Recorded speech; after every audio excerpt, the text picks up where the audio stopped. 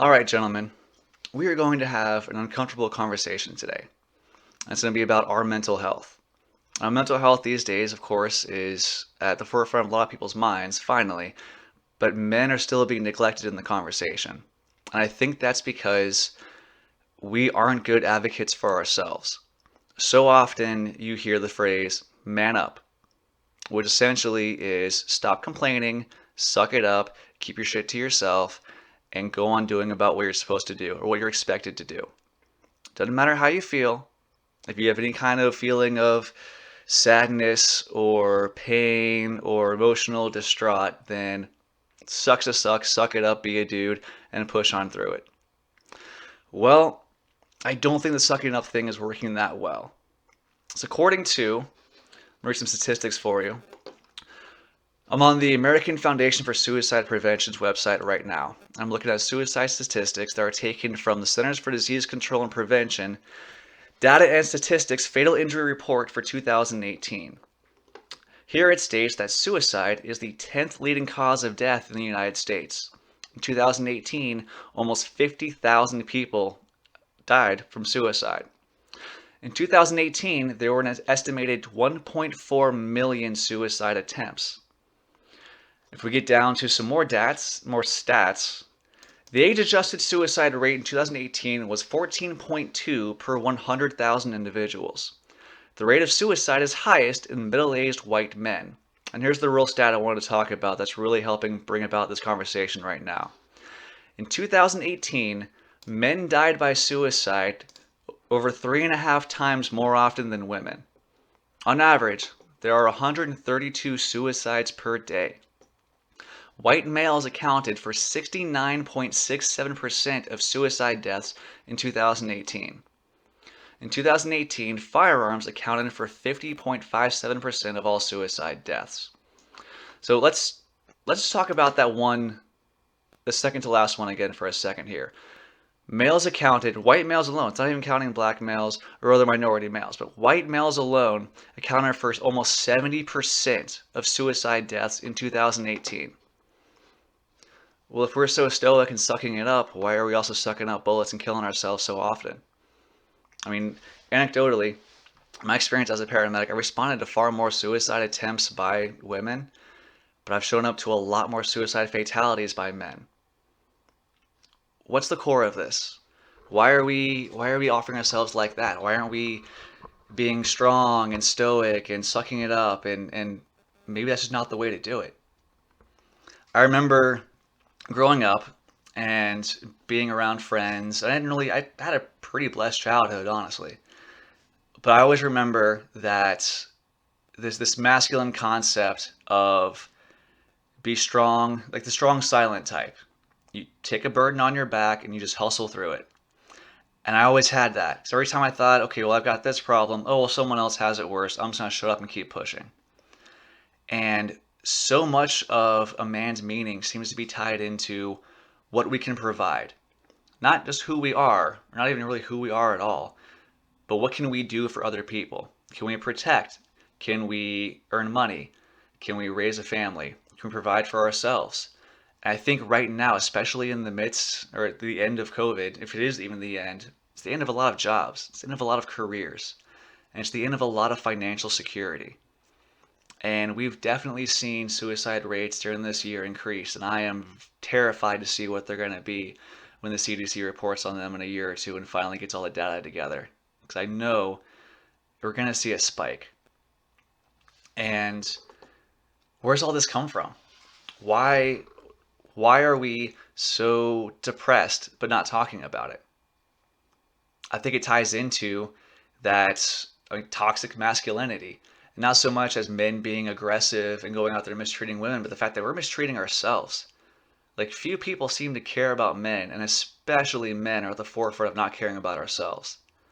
I remember when I was in EMT school 10 years ago, there was a conversation in the class about, the stuff you're going to see is going to affect you. You're going to have PTSD, you're going to get depressed, you're going to be anxious about stuff. And they talked about how important it was to talk to people about it. But the context of that talk was never really spoken about. We learned that we supposed to communicate how you feel, but we never learned how to communicate how we feel.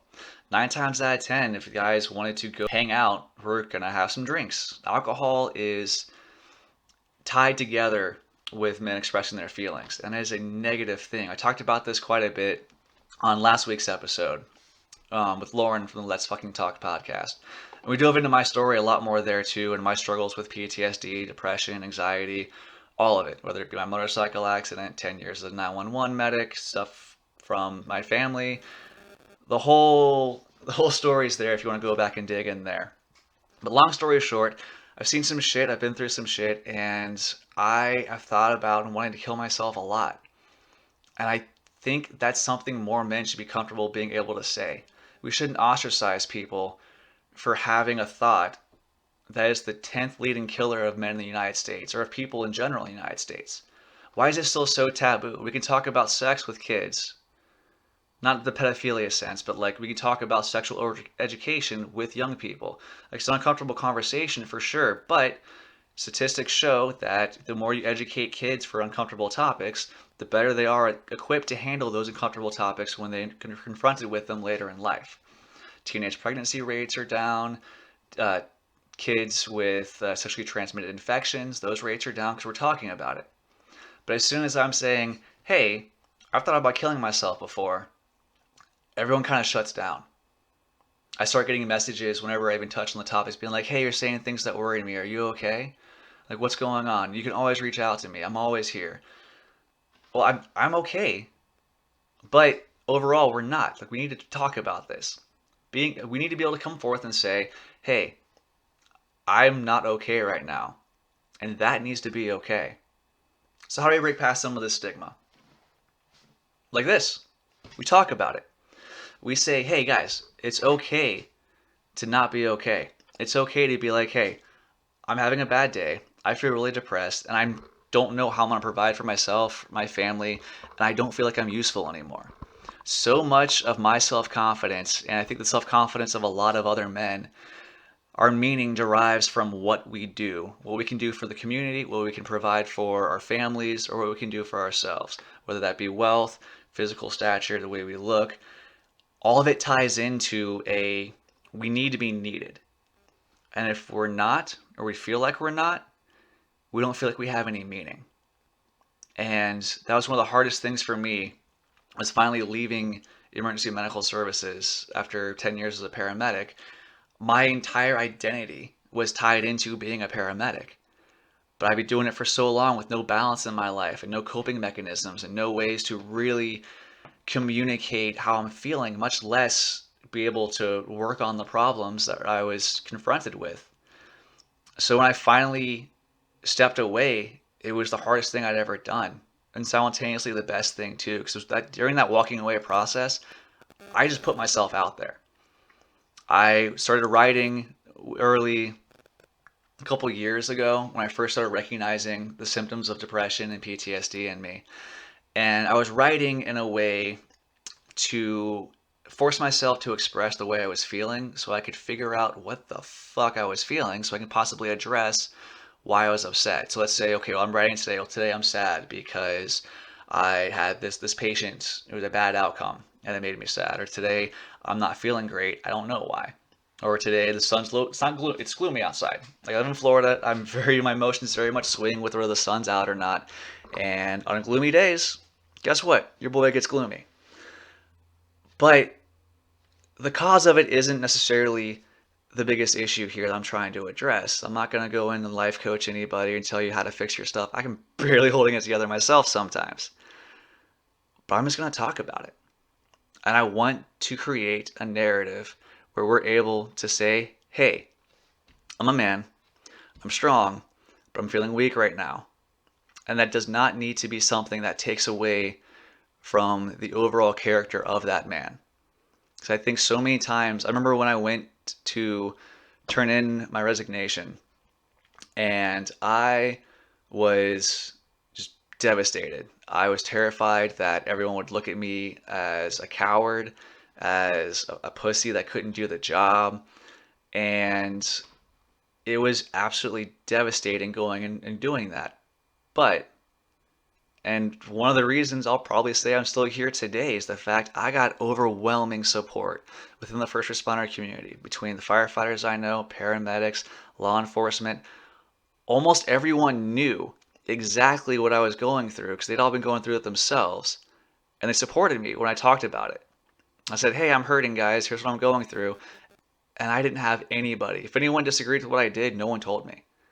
I had overwhelming support.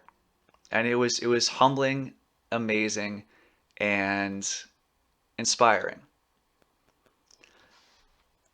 But what happened there was I saw so many people that I had known for years. Like, these are people that like I would consider very, very close with. Like, we've gone through life or death situations with before. But I had no idea they were suffering the same way I was. And that's the biggest thing that I want to break that stigma so bad. And in a sense, I'm kind of concerned that people are going to be like, oh, that's Tyndall talking. He's a depression guy. He's going to talk about being sad about stuff, and he's going to just be vocal about his problems and blah, blah, blah, whatever the fuck. I don't give a shit anymore. I'm talking about stuff because this is important. If other people aren't going to because they don't feel like they're willing to, then I will. Like I said, I don't have any solutions for these problems, but I think that we need to. I mean, I know for the fact that we're going to discuss it more.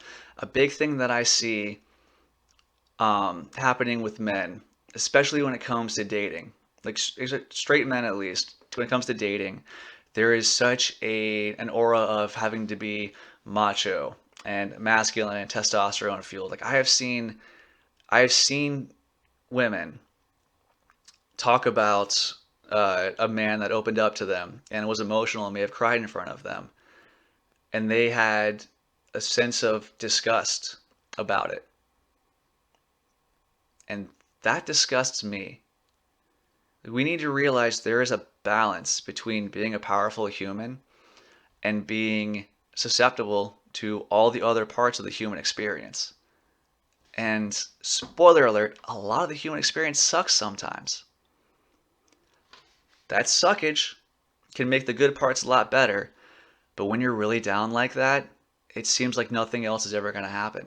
You're just stuck in that rut, like depression and isolation. Men isolate so much when we're depressed because we feel like we're a burden on everybody else. If we're not pulling our own weight at the very least, if not providing more for other people, we feel like we're a burden, that we're no longer valuable to anyone else or ourselves. And that's something else I wanted to touch on too. When it's it's extremely supportive whenever somebody says, "Hey, anytime you're feeling sad, reach out to me. I'm here for you."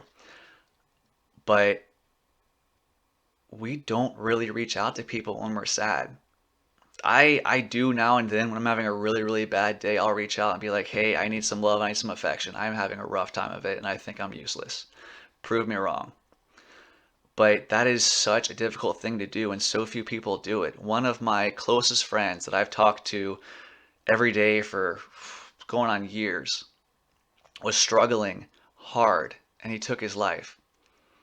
And it was hard for me to not think of it as a failure on my part because I was always talking to him about my struggles. And I felt that, okay, well, me being open like this, if anyone's going to come forward to anybody, he should be able to come forward to me, right? But there's an angle I didn't think about. When you're in the midst of it, you think you're a burden. Everyone says, well, don't be selfish and kill yourself. Don't, like, you gotta realize it doesn't just affect you. You're not the only one that's in pain. It's gonna pain others too. But when you're in that moment, when you're being assaulted by those demons 24/7 and you feel like there is no hope in anything and all you want to do is make the pain stop, even if that pain means not existing anymore, when the only thing you feel like you have control over in life is when you leave it, it feels like the most selfless thing you can do is to take that way out.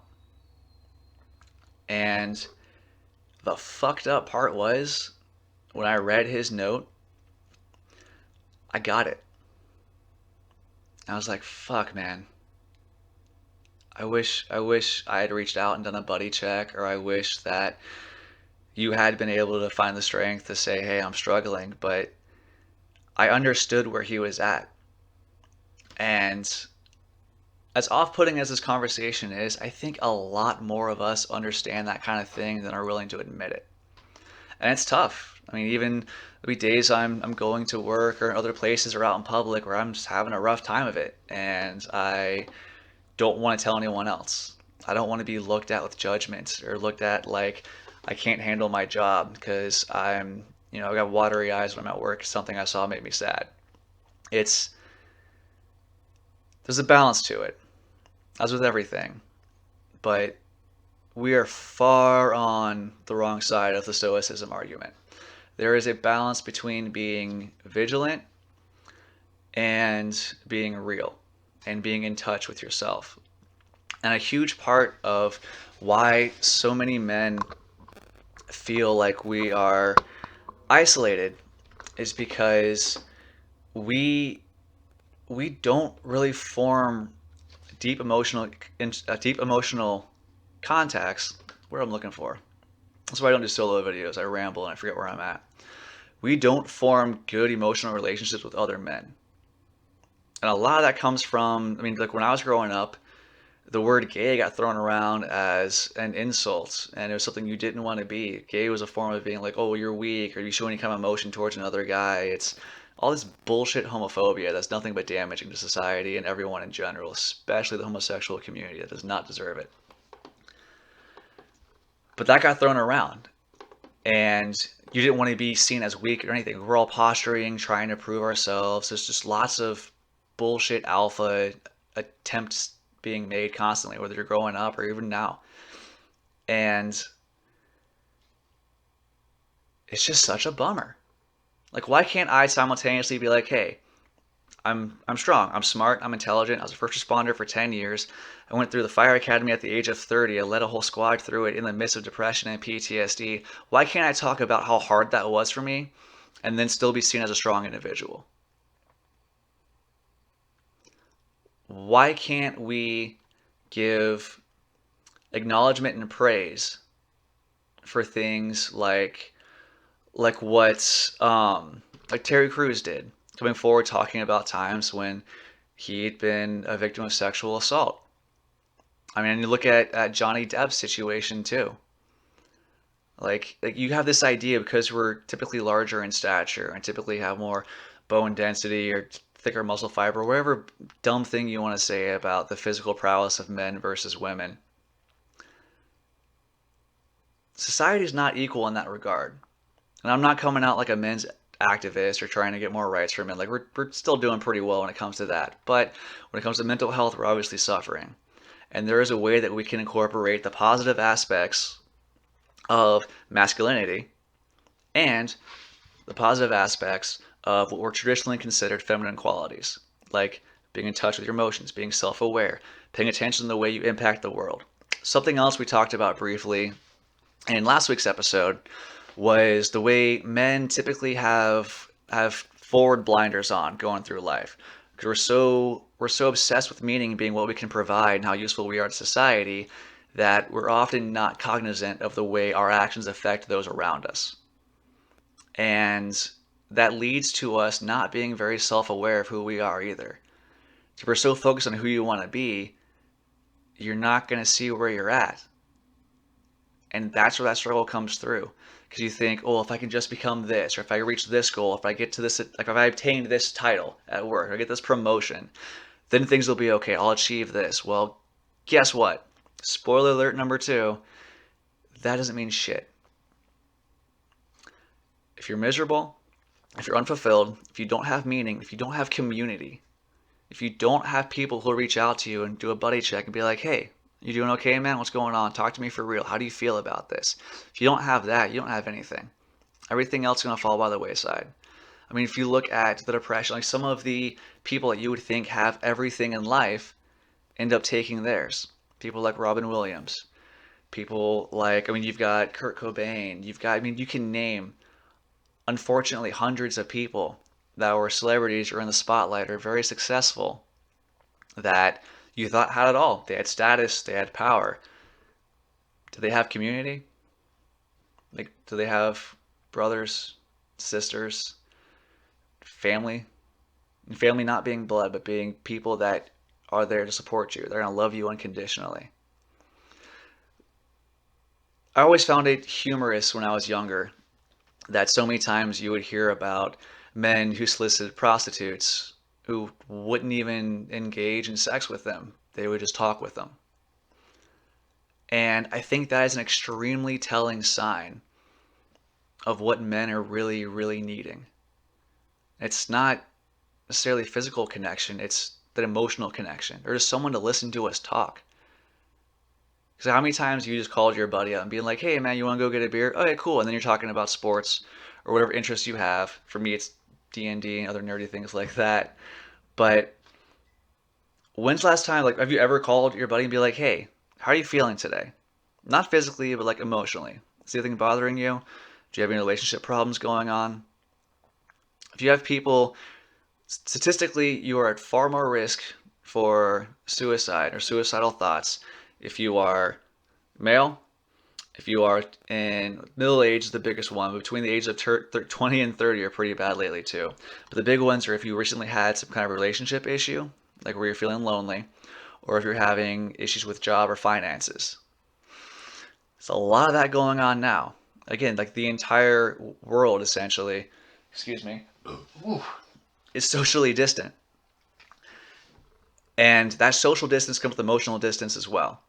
I was talking with somebody earlier today where like I used to love going out in public and smiling at people and like getting conversations with random strangers and just having like random human connections. I don't really have that anymore because everyone's walking around assuming everyone else is going to give us the ick or potentially carry back something that's going to kill one of our family members. With that kind of social isolation, the emotional isolation is going to come with it like that. And it is, for sure. Like places are closed, you can't really go out and meet people. Like dating, I mean, dating after 30 is a shit show in and of itself, but dating during COVID, oof, it's not a good time. But that's all the more reason this is a good time to talk about it now. So I mean, I could go and read stats, and I could go over how many people are killing themselves every day, but that's sad. I just want to talk about stuff. I want people to know that there are people having these conversations and that you're not alone. If you feel bad, if you feel like you're not providing, if you feel like you're useless, let me know. Shoot an email to justin@tyndallsrazor.com. And if you want to share your story, or if you just want to talk about what's going on, what's bothering you, I'll read it. I'll reply to you. I don't have any answers for you, but I've got some friendship for you. We can at least be there for each other. And again, we're not going to be able to solve a lot of our problems, but we are going to be able to help each other through figuring out solutions for ourselves and for each other and just knowing that we're not alone with it. So as I'm talking, I'm thinking of more things I want to look up and read for you. So I'm going to see if I can find a story that is significant to me. And I'm just going to keep talking random filler while I'm Googling things because I want to find the story. I want to read it because I don't want to try to paraphrase it because it's very powerful. And I think it's important to share. Here we go. All right, I found it. Thanks for bearing with me for that. All right, so this is a post by the Facebook page Savage Paramedics. It was posted November 24th, 2018. I've seen the story multiple places as well, but I wanted to at least cite where I'm getting it from right now. So this is related to EMS, being paramedics and first responders, but it really can apply to everyone. So a paramedic with PTSD fell into a hole and couldn't get out. When a senior medic walked by, the paramedic called out for help, but the senior medic yelled back, "Suck it up, son. Dig deep and drive on," and then threw him a shovel. The paramedic did as he was told and dug that hole deeper. A paramedic's supervisor went by, and the paramedic called out for help again. The supervisor told him, "Use the tools your supervisor has given you," then threw him a bucket. The paramedic used the tools, and he dug the hole deeper still and filled the bucket. A psychiatrist walked by. The paramedic called, "Help, I can't get out." So the psychiatrist gave him some drugs and said, "Take this. It will relieve the pain and you will forget about the hole." The paramedic said thanks and followed his advice, but when the pills ran out, he was still in the hole. A well-known psychologist rode by and heard the paramedic's cries for help. He stopped and asked, "How did you get there? Were you born there? Did your parents put you there? Tell me about yourself. It will alleviate your sense of loneliness." So the paramedic talked with him for an hour. Then the psychologist had to leave, but he said he'd be back next week. The paramedic thanked him, but he was still in the hole. Another paramedic, just like him, happened to be passing by. The paramedic with PTSD cried out, "Hey, help me, I'm stuck in this hole." And right away, the other paramedic jumped down in there with him. The paramedic with PTSD started to panic and said, "What are you doing? Now we're both stuck down here." But the other medic just smiled and replied, "It's okay. Calm down, brother. I've been here before. I know how to get out." Whatever hole you're in, whatever tools you've dug it with, whatever ways you've tried and failed to get out of it, and maybe you have gotten out of holes before, but regardless of what puts you in the hole, I'll jump in with you. I've gotten out before, and I'm going to fall back in. And when I do, I'm going to ask someone for help, and then they're going to jump in with me, and then we're going to figure it out together. So I know I keep saying that just telling people to reach out is a difficult thing to do, but I'm hoping that by me putting myself out here like this so publicly and saying, "Hey, I'm a fucking shit show, but the show must go on." Again, if you want to just tell your story to someone that's going to not judge you, not think you're weak, it's not going to have any kind of effect on your social standing or anything else like that, hit me up. If you're a friend of mine on Facebook or whatever else, whatever media outlet you want to, shoot me a message. If you want to anonymously share your story to hope that it might inspire others too, I'll read it anonymously. Or if you want credit, I'll give you credit. Just let me know in the email or whatever way you reach out to me. Or if you just want to say stuff and just have me read it privately and just know someone's there, I'll do my absolute best. Just like we all are. So I just wanted to take some time and express something that's extremely important to me and let everyone know that we don't have to be part of that statistic.